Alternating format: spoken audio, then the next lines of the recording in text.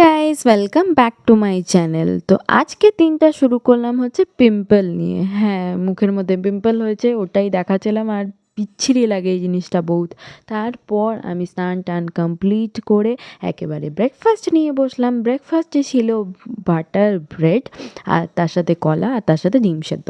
তো ওটা খাওয়ার পরে আমি চলে গেলাম একেবারে নিজের স্কিন কেয়ার করার জন্য, কারণ পিম্পল বেরিয়েছে, ভালোভাবে স্কিনটা কেয়ার করতে হবে।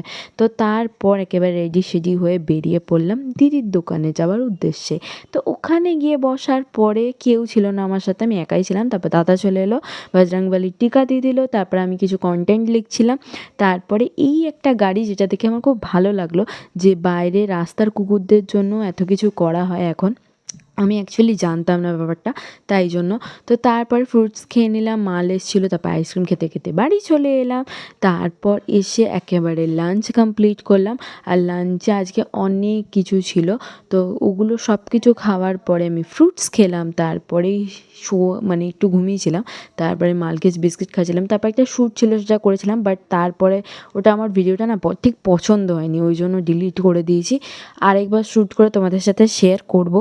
তো তারপরে একেবারে নিজের ডিনার কমপ্লিট করলাম। চিয়া সিডটা রাত্রিবেলা ভেজালাম, ওদেরকে একটু বিস্কিট দিয়েছিলাম। তারপরে একেবারে নিজের স্কিন কেয়ার রাত্রে কমপ্লিট করলাম। এরকমভাবেই আমি পুরো দিনটা কাটালাম। তো ভিডিওটা ভালো লেগে থাকলে অবভিয়াসলি লাইক করো, আর চ্যানেলে ফার্স্ট টাইম এসে থাকলে চ্যানেলটা অবশ্যই সাবস্ক্রাইব করে দিও। টাটা।